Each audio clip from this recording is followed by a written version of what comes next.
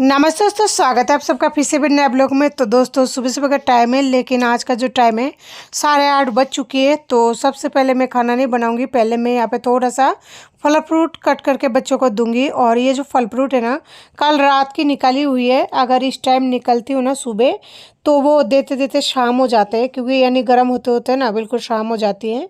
क्योंकि सोनू को नहीं दे सकती ना ठंडा कुछ भी, तो इस वजह से।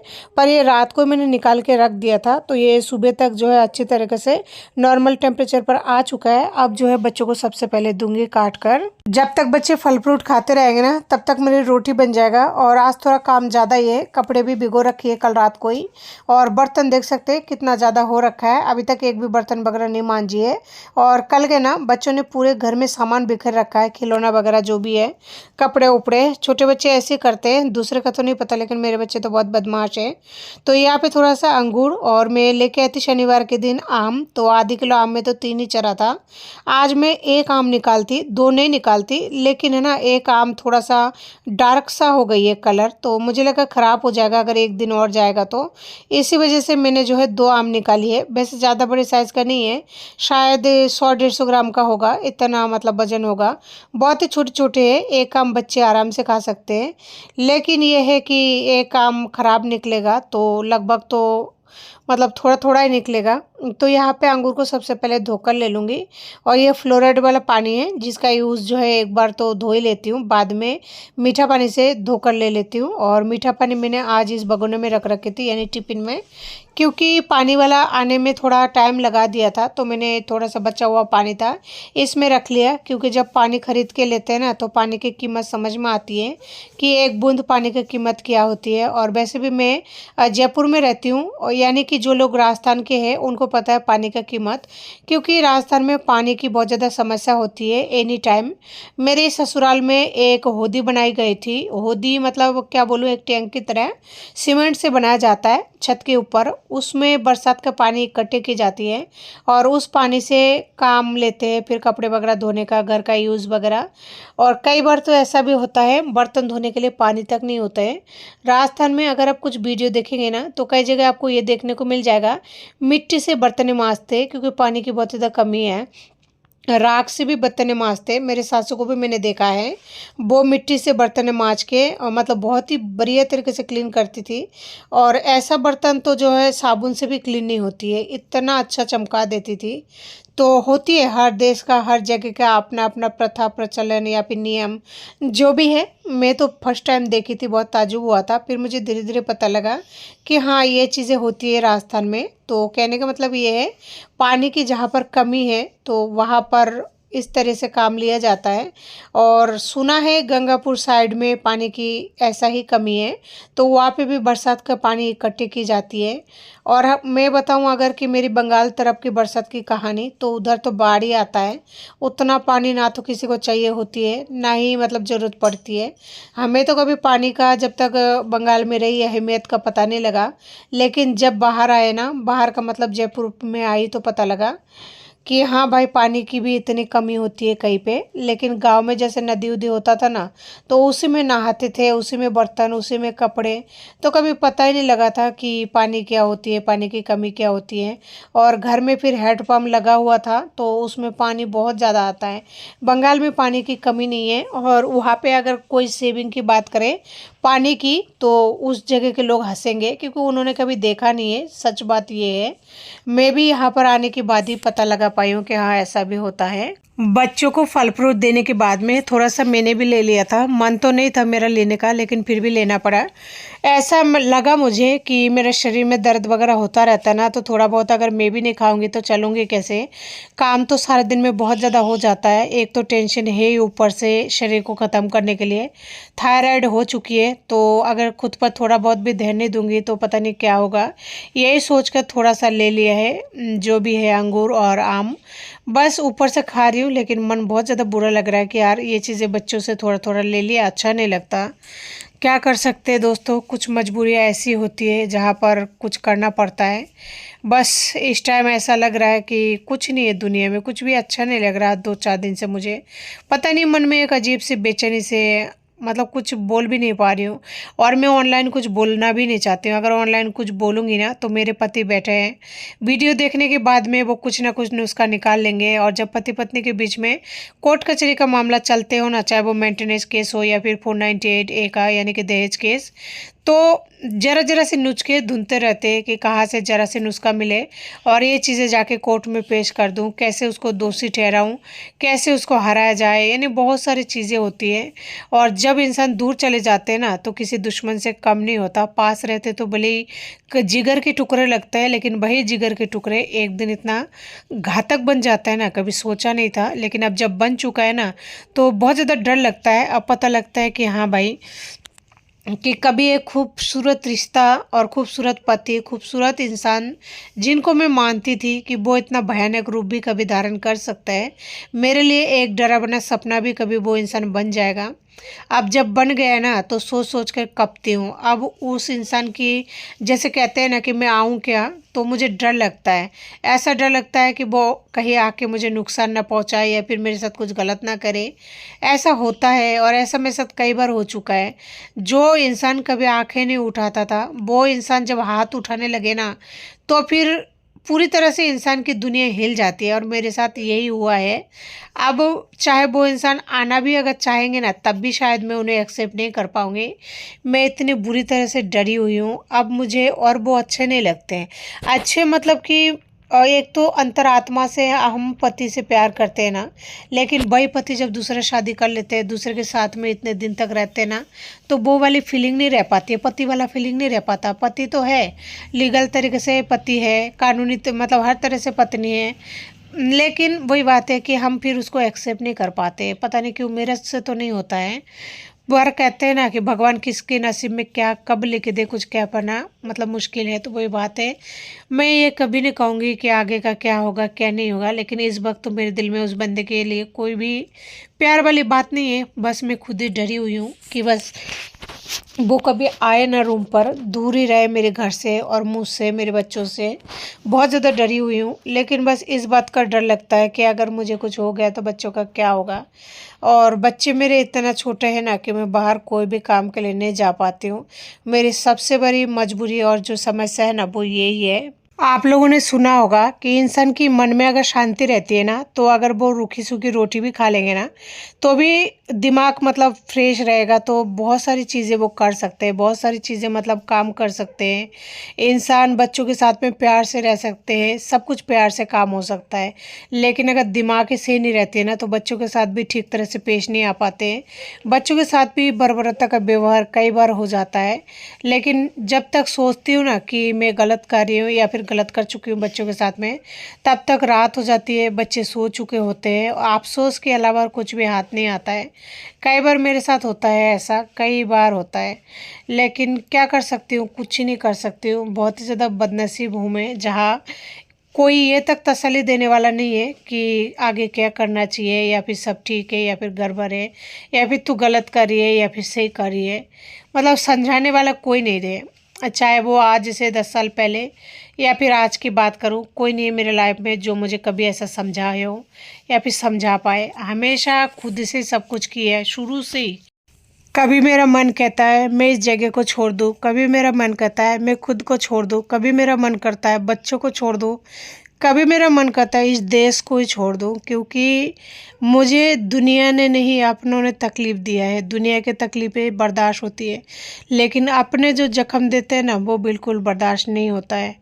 ऐसा दिल को छलनी कर दिया है जहाँ दिल ये नहीं समझ पा रहा है कि तुझे सही डिसीजन क्या करना है क्या नहीं है। सत्तर टेंशन के साथ में ज़िंदगी पूरी तरह से ख़त्म हो चुका है, बस नाम का ज़िंदा हूँ। यहाँ पे मैंने बच्चे बना लिया था बच्चों के लिए, मेरे लिए पराठा, 3 पराठा बने हैं। हम तीनों खाएंगे पराठे। साथ में मैंने यहाँ पे थोड़ा बहुत डब्बे डब्बे मांज लिए हैं।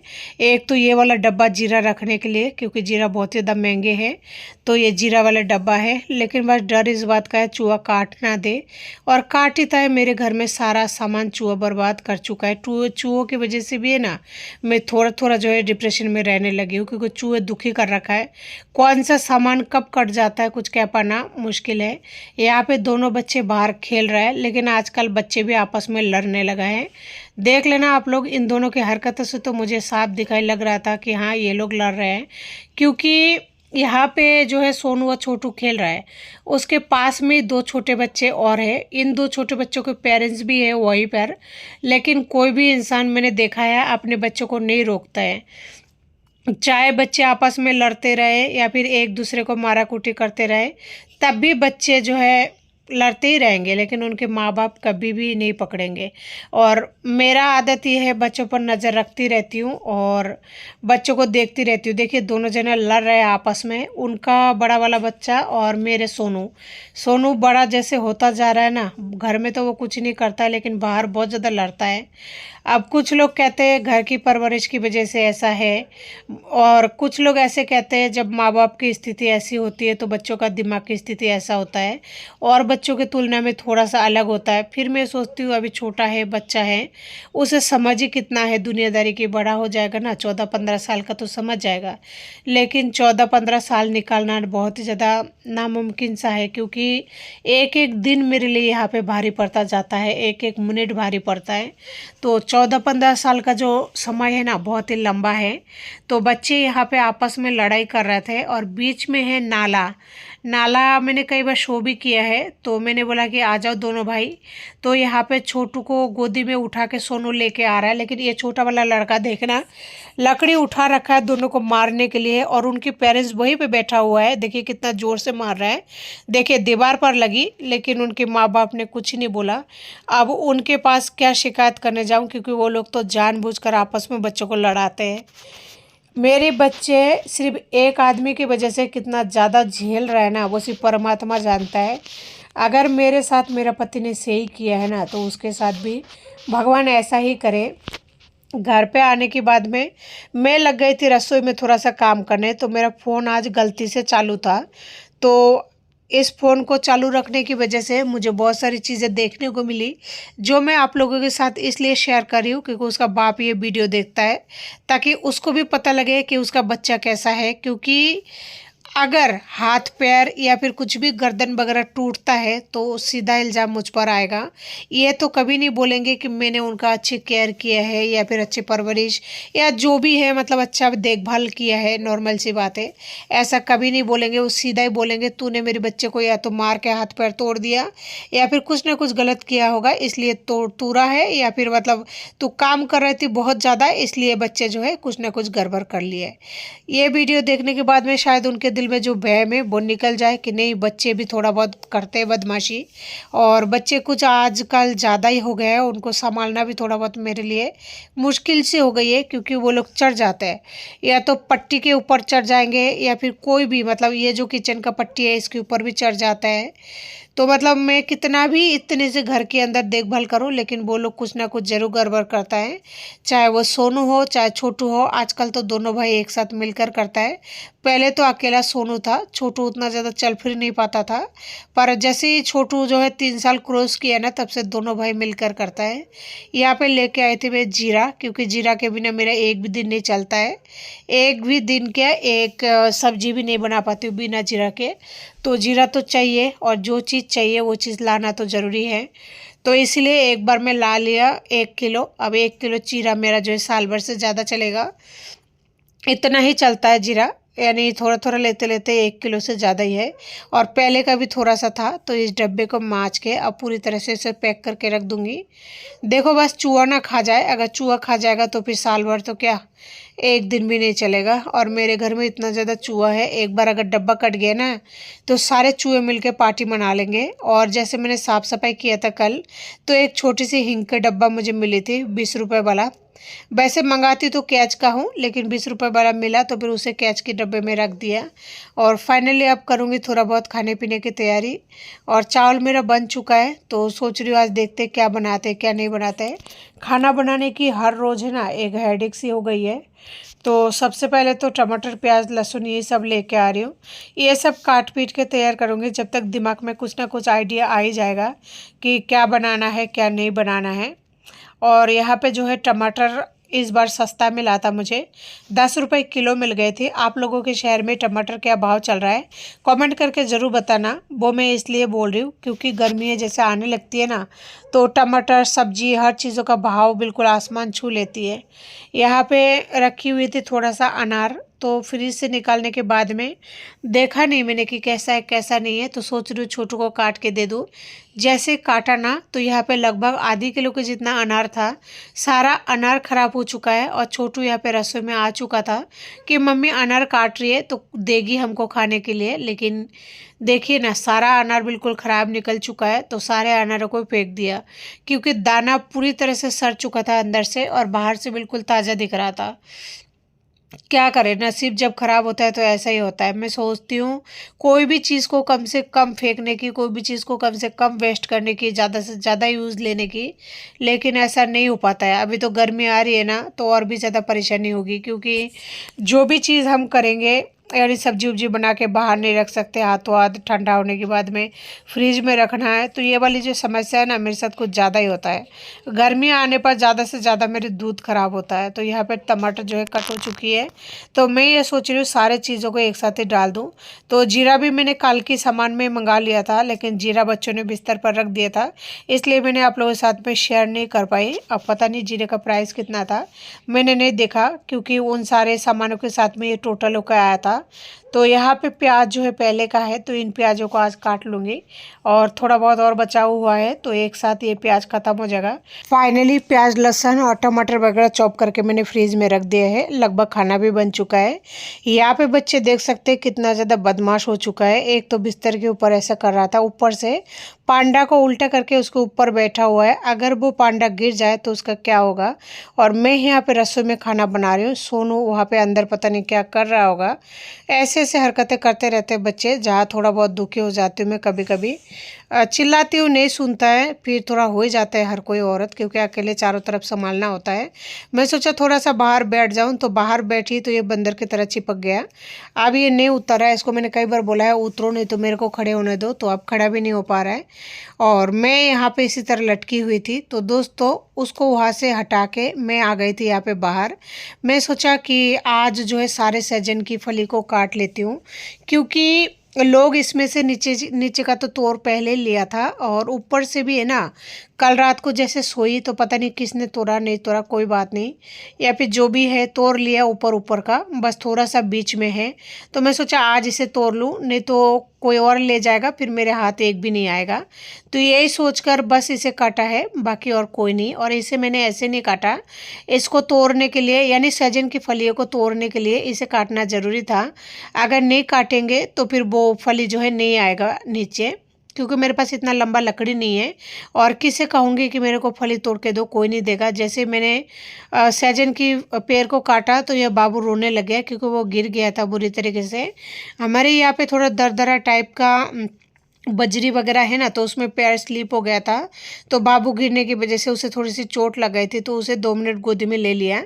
अब मैंने सोनू को बोला है, सोनू जो भी मतलब चीज़ें हैं यानी कुल्हड़ी वगैरह में लाई थी काटने के लिए, रख के आ जाओ थोड़ा बहुत, और मैं यहाँ पे फलियों को तोड़ के खुद ही कर लूँगी। आप दोनों खेल लो यहाँ पे रास्ते के इस साइड में, बीच में मत जाना। बच्चे हैं कहना तो मानता नहीं है। फली यहाँ पे जो है बहुत सारा निकला था, लेकिन दोस्तों यही बात है कि लोग तोड़ के ले जाते कोई बात नहीं, लेकिन थोड़ा अगर पूछ के ले जाए ना तो अच्छा लगता है कि खुद से दे दो उनको, या फिर और ये छोटा सा पेड़ है, इसमें है कितना, थोड़ा बहुत ही तो है। बस मैं इसलिए थोड़े दिन रख रखी थी कि फलियाँ जो है थोड़ा सा मोटा मोटा हो जाए। बिल्कुल ही कच्चे कच्चे फली है ना, मुझे बिल्कुल ही अच्छा नहीं लगता, टेस्टी नहीं लगती है। यहाँ पे जैसे मैं काम करने लगी तो आस पड़ोस से तो दिखाई दे ही है, यानी बिल्डिंगों में से तो लेडीज से क्या करते हैं मुझसे बात करने के लिए आ जाता है। मैं कहीं नहीं जाती हूँ, किसी का घर नहीं जाती हूँ, मेरे पास आ जाता है लोग बात करने के लिए। अभी देखना एक लेडीज आएगी मुझसे बात करने के लिए, लेकिन मेरी बुराई करके मेरे साथ में मेरी बातें करके चली जाएगी, और मैं उनको कुछ ही नहीं बोल पाती हूँ। आप लोगों को लगता होगा कि मैं मजाक करती हूँ, मजाक नहीं करती हूँ, लोग ऐसा ही करते हैं मेरे साथ। मुझे नहीं लगता कि ये मेरे साथ ऐसा होता है या फिर सभी के साथ ऐसा होता है, या फिर मेरे पति नहीं है इसलिए ऐसा होता है। वो औरत आएगी अभी देखना, वो मुझसे पूछती है कि तुम एक टी शर्ट को रोज़ रोज़ क्यों पहनती हो। तो मैंने उन्हें सच बोल दिया। मैंने बोला देखो मेरे पास एक ही टी शर्ट है फ़िलहाल, और टी शर्ट नहीं है, और ये टी शर्ट कोई पुराना नहीं है, ये टी शर्ट नया ही है। इसका क्या है, कलर उतर चुकी है, और मेरे पास एक टी शर्ट होने की वजह से मैं नहा धो के भी इसे ही पहन लेती हूँ, और कई बार ऐसे भी ये पहनी हुई रहती हूँ। मेरे पास और सच में एक भी टी शर्ट नहीं है, और पिछले साल का जो टी शर्ट वगैरह था वो ख़राब हो चुका है। ये है वो लेडीज़ जो अभी आई और मेरे मुंह पर मुझे बोल रही है कि तुम एक ही टी शर्ट क्यों पहन के रहती हो। मैंने बोला भाभी जी मेरे पास नहीं है इस टाइम, और ना ही मेरे पास पैसे हैं, क्या करूं। आपके तो आ जाते हैं, बाकी हमारा तो आता नहीं है, क्या कर सकते हैं। एक ही पहन के गुजर रहे, काट रहे अपना दिन, कर रहे टाइम पास। ये जो औरत है हमारी पड़ोस वाली बिल्डिंग में रहती है, यानी मेरा बिल्डिंग है 33, उनका है 34, तो ये चौथी मंजिल पर रहते हैं। तो इनका ये कहना है कि भाई ऐसे कपड़े मत पहना करो, कपड़े थोड़ा मतलब नए नए पहना करो, यानी साफ़ सुथरी रहा करो। अब उनको कैसे समझाऊं कि जब मैं 12-15 घंटा यूट्यूब में लग जाती हूँ, उसके बावजूद मैं बच्चों को संभालती हूँ, घर को संभालती हूँ, बाहर भी जाती हूँ, तो मेरे लिए कितना ज़्यादा प्रेशर हो जाता है। खैर मैं लोगों को तो नहीं समझा सकती, ना समझा पाऊँगी, लेकिन कपड़ों को लेकर लोग बहुत ज़्यादा टोंट मारते हैं ना, मुझे बहुत दुख होता है, क्योंकि मेरे पास लाने के लिए ना तो कोई है और ना ही पैसा है। तो देखिए इतने सारे फलिया जो हैं निकली थी आज, बहुत सारे फलिया, दिखने में पता नहीं कितना लग रहा है, लेकिन लगभग 2 किलो का है, उससे ज़्यादा ही होगा। और फलिया भी ये तो और मतलब मोटा मोटा होता, लेकिन तोड़ दिया क्योंकि लोगों ने ऊपर से तोड़ दिया, नीचे से भी तोड़ दिया था, ये बीच में थोड़ा सा रह गया था। अगर ये आज नहीं तोड़ती तो शायद कोई तोड़ लेता, इससे अच्छा तो मैं ही तोड़ के फ्रिज में रख दूँ।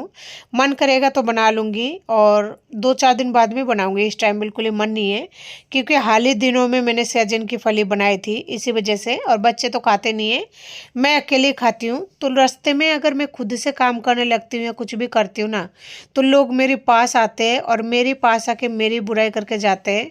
मुझे नहीं पता कि ये सब मेरे साथ ही होता है क्या। अगर आप लोगों को इस बारे में ज़रा से भी कोई अंदाज़ा हो ना, तो कमेंट करके ज़रूर बताना।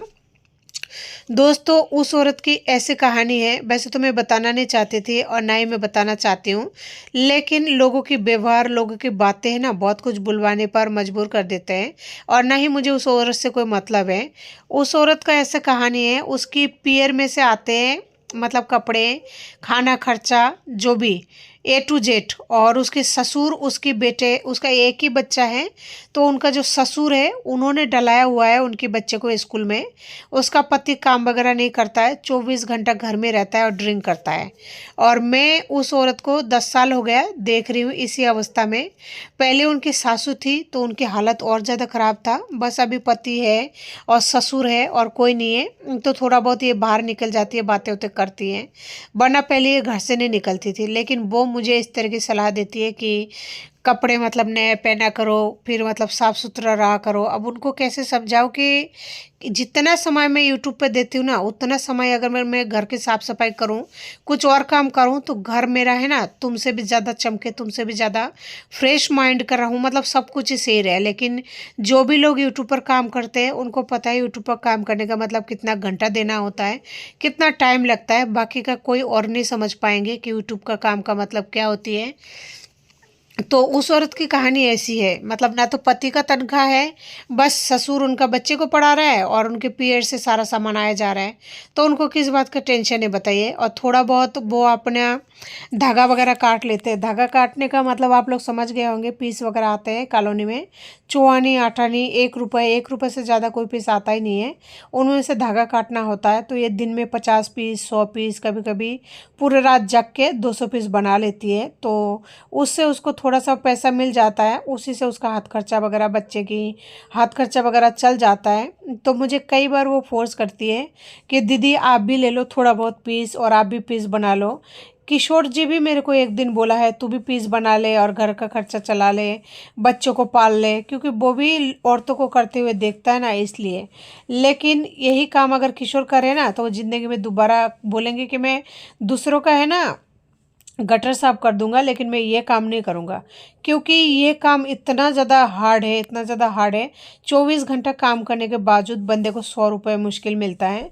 आप चौवानी करके जोड़िए कितने पीसों में 100 रुपये बनेंगे, तो आप अंदाज़ा लगा पाएंगे। तो ये लोग ऐसे ही करते हैं, सिर्फ यही नहीं, मेरी कॉलोनी में आस पड़ोस में बिल्डिंग वगैरह में जो भी है यही काम करते हैं लेडीज़ घर पे बैठकर। बस मैं ही हूँ एक इस काम की बजाय यूट्यूब पर टाइम स्पेंड करती हूँ, और बस चल रहा है मेरा गाड़ी जो भी है। मैं यूट्यूब पर टाइम देना पसंद करती हूँ इन धागा कटिंगों की बजाय, तो मैं यहीं पे टाइम देती हूँ। तो अपने घर के अंदर ही 4 दीवारों के अंदर वीडियो वगैरह बनाती हूँ और पोस्ट करती रहती हूँ। कुकिंग वीडियो बनाने में बहुत ज़्यादा समय लग जाता है, बाकी इस वीडियो में तो फिर लगता ही है टाइम तो, लेकिन फिर भी उतनी मेहनत नहीं लगती जितना कुकिंग वीडियो में लगती है। पर मैं कई बार उन औरतों को बोल चुकी हूँ, जब वो लोग मुझसे कहते थे कि तुम पीस ले लो, तो मैं उनसे कहा करती हूँ कि भाई मैं वीडियो बनाती हूँ तो मुझे उसमें टाइम नहीं मिल पाता है, और मेरे 2-2 चैनल है, तो मैं रात को 4-4 बजे तक नहीं सो पाती हूँ। लेकिन वो लोग कहते हैं इतने रात को करती कि हो जो तुम्हें 4-4 बजे तक सोने की मतलब टाइम ही ना मिले। तो मैं कहूँ दिन में कब करूँ, कहता दिन में कर लिया करो। लेकिन उनको कैसे समझाऊँ कि ये सब चीज़ें दिन में नहीं होती है और ना ही रात में होती है। कुछ चीज़ें होती है जो रात में परफेक्ट हो पाता है।